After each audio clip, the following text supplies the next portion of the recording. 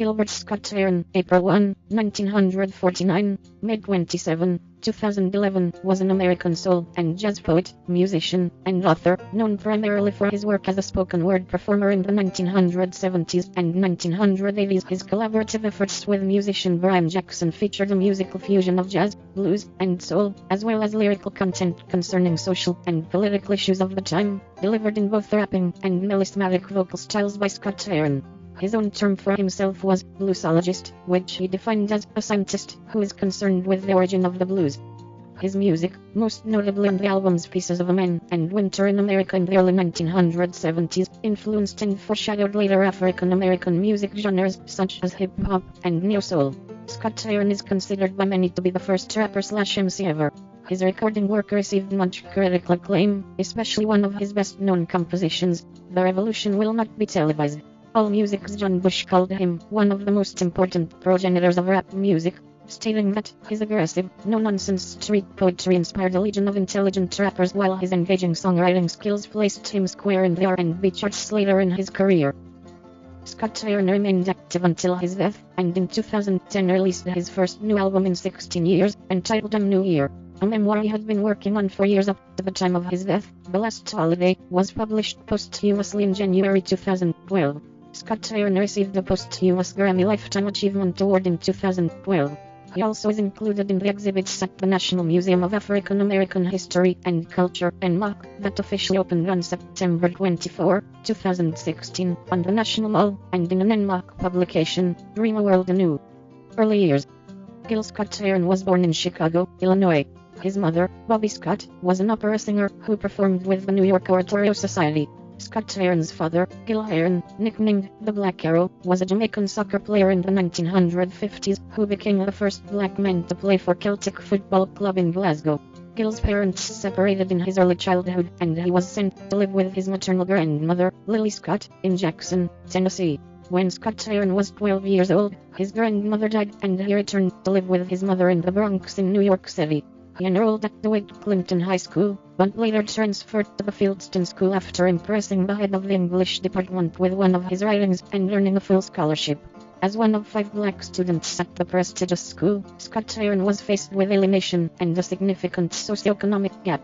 During his admissions interview at Fieldston, an administrator asked him, "How would you feel if you see one of your classmates go in a limousine while you're walking up the hill from a subway?" And he said, "Same way as you. Y'all can't afford no limousine. How do you feel?" This type of intractable boldness would become a hallmark of Scott-Heron's later recordings. After completing his secondary education, Scott-Heron decided to attend Lincoln University in Pennsylvania because Langston Hughes, his most important literary influence, was an alumnus. It was here that Scott-Heron met Brian Jackson, with whom he formed the band Black and Blues. After about 2 years at Lincoln, Scott-Heron took a year off to write the novels The Vulture and The Nigger Factory. Scott-Heron was very heavily influenced by the Black Arts Movement.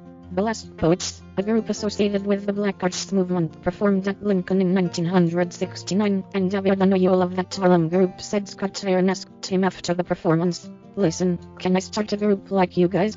Scott-Heron returned to New York City, settling in Chelsea, Manhattan. The Vulture was published by the World Publishing Company in 1970 to positive reviews.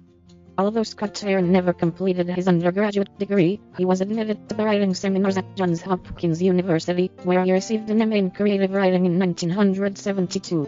His master's thesis was titled Circle of Stone. Beginning in 1972, Scott-Heron taught literature and creative writing for several years as a full-time lecturer at Federal City College in Washington, D.C., while maintaining his music career. Recording career. Scott-Heron began his recording career in 1970 with the LP Small Talk at 125th and Lenox. Bob Thiel of Flying Dutchman Records produced the album, and Scott-Heron was accompanied by Eddie Knowles and Charlie Saunders on conga and David Barnes on percussion and vocals. The album's 14 tracks dealt with themes such as the superficiality of television and mass consumerism, the hypocrisy of some would-be black revolutionaries, and white middle-class ignorance of the difficulties faced by inner-city residents. In the liner notes, Scott-Heron acknowledged as influences Richie Havens, John Coltrane, Otis Redding, Jose Feliciano, Billie Holiday, Langston Hughes, Malcolm X, Huey Newton, Nina Simone, and longtime collaborator Brian Jackson. Scott-Heron's 1971 album Pieces of a Man used more conventional song structures than the loose, spoken word feel of Small Talk. He was joined by Jackson, Johnny Pat as conductor, Ron Carter on bass and bass guitar, drummer Bernard Purdy, Bert Jones playing electric guitar, and Hubert Laws on flute and saxophone, with Phil producing again. Scott-Heron's third album, Free Will, was released in 1972. Jackson, Purdy, Laws, Knowles, and Saunders all returned to play on Free Will, and were joined by Jerry Jamad playing bass, David Spinoza on guitar, and Horace Ott, arranger and conductor. Carter later said about Scott-Heron's voice, "He wasn't a great singer, but, with that voice, if he had whispered it would have been dynamic. It was a voice like you would have for Shakespeare." 1974 saw another LP collaboration with Brian Jackson, the critically acclaimed opus Winter in America, with Bob Adams on drums and Denny Bones on bass. The album contained Scott-Heron's most cohesive material and featured more of Jackson's creative input than his previous albums had. Winter in America has been regarded by many critics as the two musicians' most artistic effort. The following year, Scott-Heron and Jackson released Midnight Bend, the first minute of a new day. 1975 saw the release of the single, Johannesburg, a rallying cry to the issue of apartheid in South Africa. The song would be reissued, in 12 single form, together with Waiting for the Axe to Fall and B-Movie in 1983. A live album, It's Your World, followed in 1976, and the recording of spoken poetry, The Mind of Gil Scott Heron, was released in 1979. Citation needed. Another success followed with the hit single, Angel Dust, which he recorded as a single with producer Malcolm Cecil. Angel Dust peaked at No. 15 on the R&B charts in 1978. In 1979, Scott-Heron played at the No Nukes concerts at Madison Square Garden. The concerts were organized by Musicians United for Safe Energy to protest the use of nuclear energy following the 3 Mile Island accident. Scott-Heron's song, We Almost Lost Detroit, was included in the No Nukes album of concert highlights. It alluded to a previous nuclear power plant accident and was also the title of a book by John G. Fuller. Scott-Heron was a frequent critic of President Ronald Reagan and his conservative policies. Scott-Heron recorded and released 4 albums during the 1980s. 1980 and Realize, 1980, Reflections, 1981, and Moving Target, 1982. In February 1982, Ron Holloway joined the ensemble to play tenor saxophone. He toured extensively with Scott-Heron and contributed to his next album, Moving Target, the same year. His tenor accompaniment is a prominent feature of the songs Fast Lane and Black History/The World. Holloway continued with Scott-Heron until the summer of 1989, when he left to join Dizzy Gillespie. Several years later, Scott-Heron would make cameo appearances on 2 of Ron Holloway's CD, Scorcher, 1996, and Groove Up It, 1998, both on the Fantasy/Milestone label. Scott-Heron was dropped by Arista Records in 1985 and quit recording, though he continued to tour. The same year he helped compose and sang Let Me See Your ID. On the Artists United Against Apartheid album Sunsetty, containing the famous line, "The first time I heard there was trouble in the Middle East, I thought they were talking about Pittsburgh." The song compares racial tensions in the US with those in apartheid-era South Africa, implying that the US was not too far ahead in race relations. In 1993, he signed to TVT Records and released Spirits, an album that included the seminal track, Message to the Messengers. The first track on the album criticized the rap artists of the day. Scott-Heron is known in many circles as the godfather of rap, and is widely considered to be one of the genre's founding fathers. Given the political consciousness that lies at the foundation of his work, he can also be called the founder of political rap. Message to the Messengers was a plea for the new generation of rappers to speak for change rather than perpetuate the current social situation, and to be more articulate and artistic. Regarding hip-hop music in the 1990s, he said in an interview, "They need to study music. I played in several bands before I began my career as a poet. There's a big difference between putting words over some music, and blending those same words into the music. There's not a lot of humor. They use a lot of slang and colloquialisms, and you don't really see inside the person. Instead, you just get a lot of posturing." Later years. Prison terms and more performing. In 2001, Scott-Heron was sentenced to 1 to 3 years imprisonment in a New York State prison for possession of cocaine. While out of jail in 2002, he appeared on the Blazing Arrow album by Black Alicious. He was released on parole in 2003, the year BBC TV broadcast the documentary Gil Scott Heron. The revolution will not be televised. Scott Heron was arrested for possession of a crack pipe during the editing of the film in October 2003 and received a 6-month prison sentence. On July 5, 2006, Scott Heron was sentenced to 2 to 4 years in a New York State prison for violating a plea deal on a drug possession charge by leaving a drug rehabilitation center. He claimed that he left because the clinic refused to supply him with HIV medication. This story led to the presumption that the artist was HIV positive, subsequently confirmed in a 2008 interview. Originally sentenced to serve until July 13, 2009, he was paroled on May 23, 2007. After his release, Scott Heron began performing live again, starting with a show at SOB Restaurant and Nightclub in New York on September 13, 2007. On stage, he stated that he and his musicians were working on a new album, and that he had resumed writing a book titled The Last Holiday, previously on long-term hiatus, about Stevie Wonder and his successful attempt to have the birthday of Martin Luther King Jr. declared a federally recognized holiday in the United States. Malik Al-Nasir dedicated a collection of poetry to Scott Heron titled Ordinary Guy that contained a foreword by Jal Mansur Nuruddin of the Last Poets. Scott Heron recorded one of the poems in Nasir's book entitled Black and Blue in 2006. In April 2009, on BBC Radio 4, poet Lem Siste presented a half-hour documentary on Gil Scott Heron entitled Pieces of a Man, having interviewed Gil Scott Heron in New York a month earlier. Pieces of a Man was the first UK announcement from Scott Heron of his forthcoming album, and returned to form. In November 2009, the BBC Newsnight interviewed Scott Heron for a feature titled The Legendary Godfather of Rap Returns. In 2009, a new Gil Scott Heron website, gilscottheron.net, was launched with a new track, Where Did the Night Go, made available as a free download from the site. In 2010, Scott Heron was booked to perform in Tel Aviv, Israel, but this attracted criticism from pro-Palestinian activists, who stated, "Your performance in Israel would be the equivalent to having performed in Sun City during South Africa's apartheid era. We hope that you will not play apartheid Israel." Scott Heron responded by cancelling the performance. I'm New Year. Scott Heron released his album I'm New Year on independent label Excel Recordings on February 9, 2010. Produced by Excel label owner Richard Russell, I'm New Year was Scott Heron's first studio album in 16 years. The pair started recording the album in 2007, with the majority of the record being recorded over the 12 months leading up to the release date with engineer Lawson White at Clinton Studios in New York. I'm New Year is 28 minutes long with 15 tracks. However, casual asides and observations collected during recording sessions are included as interludes. The album attracted critical acclaim, with The Guardian's Jude Rogers declaring it one of the best of the next decade, while some have called the record reverent and intimate, due to Scott Heron's half-sung, half-spoken delivery of his poetry. In a music review for public radio network NPR, Will Hermes stated, "Comeback records always worry me, especially when they're made by one of my heroes, but I was haunted by this record. He's made a record not without hope, but which doesn't come with an easy or comforting answers. In that way, the man is clearly still committed to speaking the truth." Writing for music website Musico.image, Darren Lee provided a more mixed assessment of the album, describing it as rewarding and stunning, but he also states that the album's brevity prevents it from being an unassailable masterpiece. Scott Heron described himself as a mere participant in an interview with The New Yorker.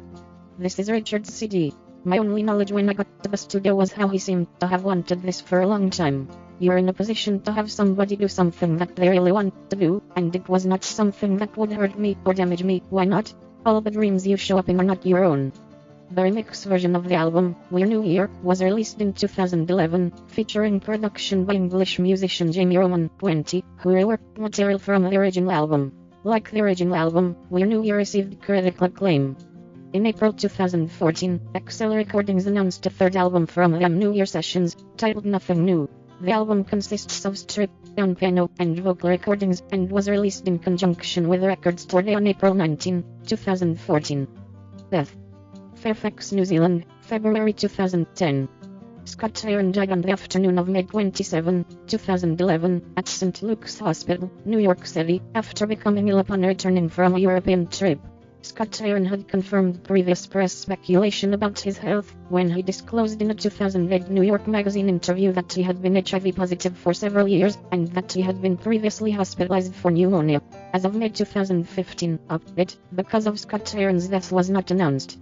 He is survived by his firstborn daughter, Raquel Kelly Heron, from his relationship with Pat Kelly, his son Rackley, from his relationship with Lerma Rackley, daughter Gil Scott Heron, from his marriage to Brenda Sykes, and daughter Chegina Newton, who was 13 years old at the time of her father's death.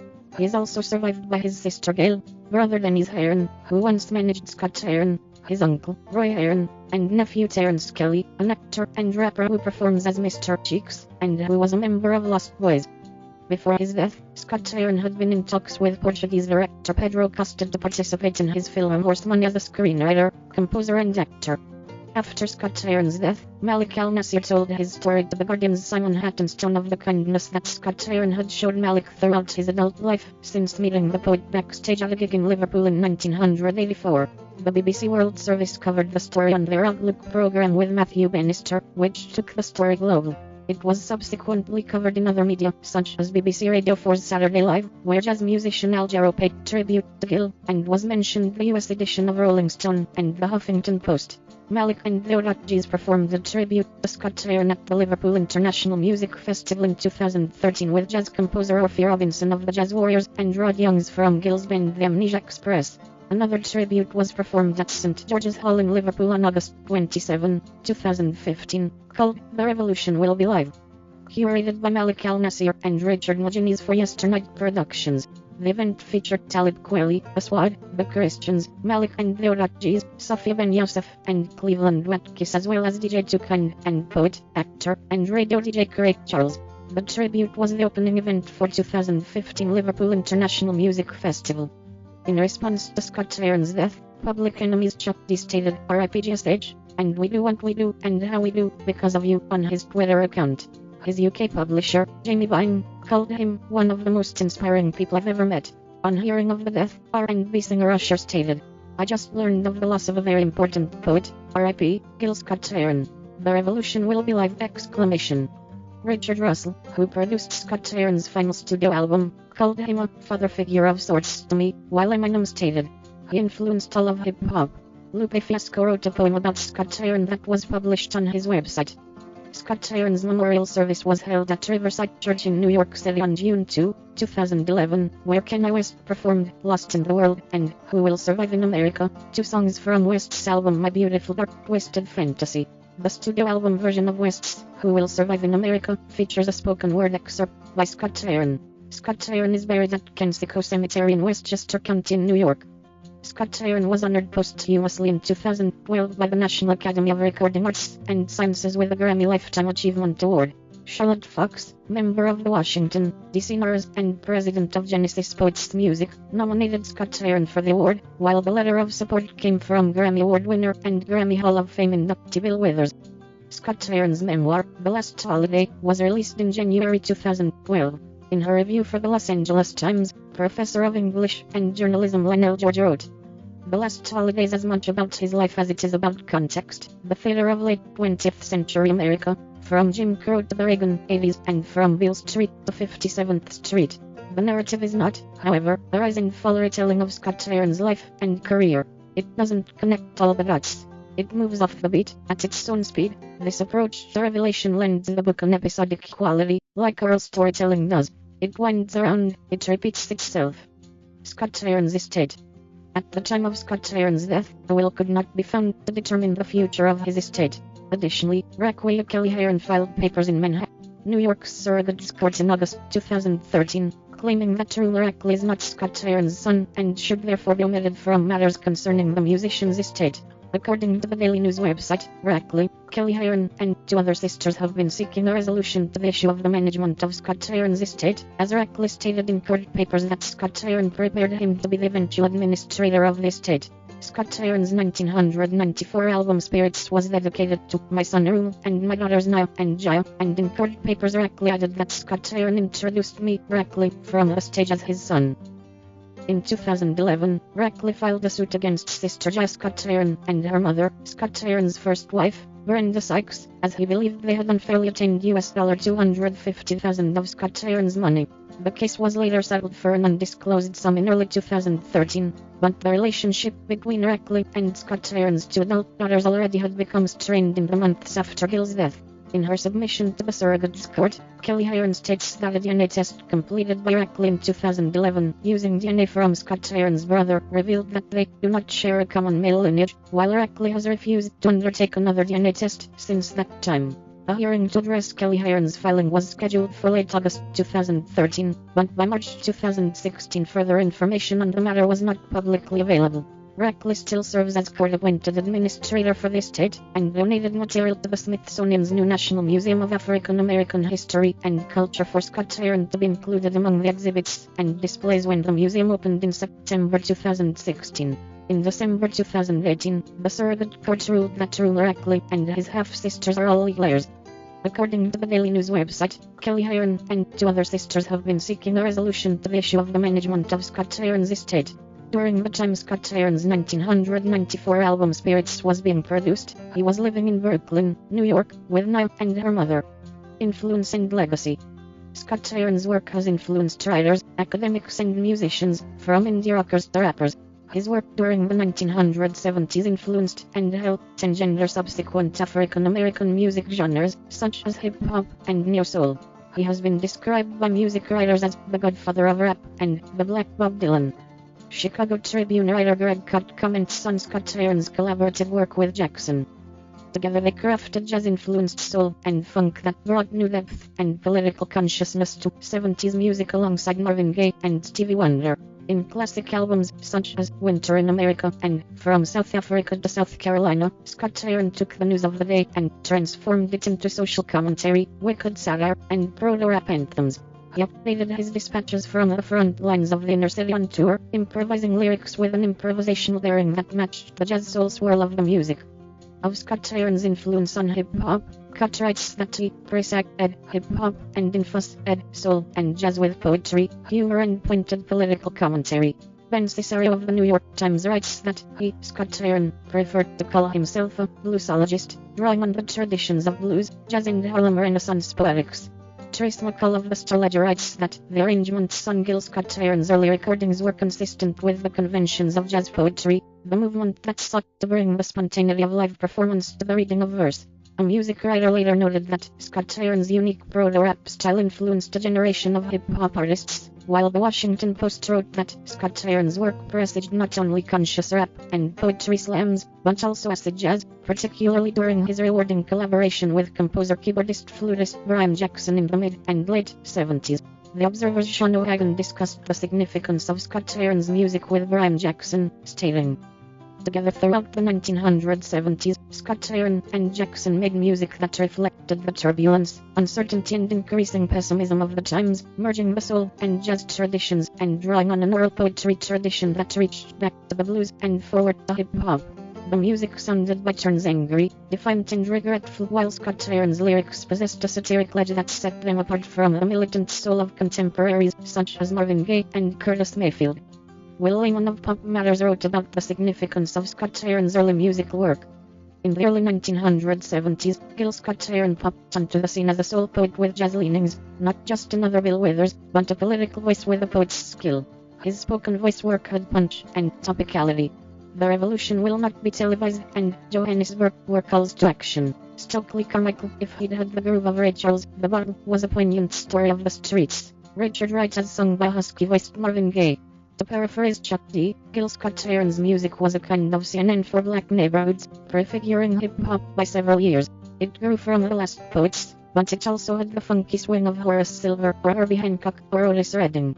Pieces of a Man and Winter in America, collaborations with Brian Jackson, were classics beyond category. Scott Heron's influence over hip-hop is primarily exemplified by his definitive single, "The Revolution Will Not Be Televised," sentiments from which have been explored by various rappers, including Aesop Rock, Talib Kweli, and Common. In addition to his vocal style, Scott Heron's indirect contributions to rap music extend to his and co-producer Jackson's compositions, which have been sampled by various hip-hop artists. "We Almost Lost Detroit" was sampled by Brand Nubian member Grand Puba, Keep On, Native Tongues duo Black Star, Brown Skin Lady, and MF Doom, Camphor. Additionally, Scott-Heron's 1980 song, A Legend in His Own Mind, was sampled on Mos Def's Mr. Nigga. The opening lyrics from his 1978 recording, Angel Dust, were appropriated by rapper RBX on the 1996 song, Lunchtime, by Dr. Dre, and CeCe Peniston's 2000 song, My Boo, samples Scott-Heron's 1974 recording, The Bottle. In addition to the Scott-Heron excerpt used in Who Will Survive in America, Kanye West sampled Scott-Heron and Jackson's Home Is Where the Hatred Is and We Almost Lost Detroit for the songs My Way Home and The People, respectively, both of which are collaborative efforts with Common. Scott-Heron, in turn, acknowledged West's contributions, sampling the latter's 2007 single, Flashing Lights, on his final album, 2010's I'm New Year. Scott-Heron admitted ambivalence regarding his association with rap, remarking in 2010 in an interview for the Daily Swarm, "I don't know if I can take the blame for rap music." As New York Times writer Cicero explained, he preferred the moniker of bluesologist, referring to reviews of his last album and references to him as the godfather of rap. Scott-Heron said, "It's something that's aimed at the kids. I have kids, so I listen to it. But I would not say it's aimed at me. I listen to the jazz station." In 2013, Chattanooga rapper Esther Rashad recorded an unofficial mixtape called Pieces of a Kid, which was greatly influenced by Heron's debut album Pieces of a Man. Following Scott-Heron's funeral in 2011, a tribute from publisher, record company owner, poet, and music producer Abdul Malik Al-Nasir was published on The Guardian's website, titled Gil Scott Heron Saved My Life. In the 2018 film First Man, Scott-Heron is a minor character and is played by soul singer Leon Bridges. He is one of 8 significant people shown in mistake at the 167th Street renovated subway station on the Grand Concourse in the Bronx that reopened in 2019. Discography: Studio albums, Live albums, Compilations, Collaboration albums, Soundtracks, Bibliography, Filmography. Saturday Night Live, musical guest, December 13, 1975. Black Wax, 1982. Directed by Robert Mudd. Five Sides of a Coin, 2004. Directed by Paul Kell. The Revolution Will Not Be Televised, 2005. Directed by Don Letts for BBC. Word Up, 2005. Directed by Malik Al-Nasir for Forward Press. The Paris Concert, 2007. Tales of the Amnesia Express live at the Town and Country. Notes. On stage at the Black Wax Club in Washington, D.C. in 1982, Scott-Heron cited Harlem Renaissance writers Langston Hughes, Sterling Brown, Gene Toomer, Countee Cullen, and Claude McKay as among those who had taken the blues as a poetry form in the 1920s and fine-tuned it into remarkable art form. Mr. Cheek's Twitter feed, Twitter, May 29, 2011. Retrieved June 2, 2011. The Matriarch Agency, February 11, 2014. Did you know? Gil Scott Heron's firstborn, at Rayclay Heron and at Emma Cheeks, Fem are cousins. The Matriarch Agency on Twitter. Retrieved March 25, 2014. MW parser output site. Citation. Font style : inherit. MW parser output citation Q quotes. / MW parser output citation .cs1 lock for you. Background : URL / upload.wikimedia.org / wikipedia / commons / thumb / 6 / 65 / lockgreen.svg / 9px lockgreen.svg.png. No repeat. Background position : right. .1m center. MW parser output citation .cs1 lock limited. MW parser output citation .cs1 lock registration. Background : URL / upload.wikimedia.org / wikipedia / commons / thumb / d/d6 / lockgrayalt 2.svg / 9px lockgrayalt 2.svg.png. No repeat. Background position : right. .1m center. MW parser output citation .cs1 lock subscription. Background : URL / upload.wikimedia.org / wikipedia / commons / thumb / a / lockredalt 2.svg / 9px lockredalt 2.svg.png. No re.mw parser output cs1 registration color : #555. MW parser output cs1 subscription span. MW parser output cs1 registration span order bottom : 1px dotted cursor : help. MW parser output cs1 ws icon. Background : URL / upload.wikimedia.org / wikipedia / commons / thumb / 4/4c / wiki source logo.svg / 12px wiki source logo.svg.png. No repeat. Background position : right. .1m center. MW parser output code. CS1 code. Color inherit background inherit border inherit padding inherit. MW parser output CS1 hidden error display non font size 100%. MW parser output CS1 visible error font size 100%. MW parser output CS1 mint display non color hash 33 or 33 margin left 0.3 m. MWP parser output CS1 format font size 95%. MW parser output CS1 kern left. MW parser output CS1 kern WL left padding left 0.2 m. MW parser output CS1 kern right. MW parser output CS1 kern WL right padding right 0.2 m. Further reading. Gil Scott Heron, August 20, 2013. The Last Holiday, a memoir. Grove/Atlantic, Incorporated. ISBN 978-0-8021-9443-5.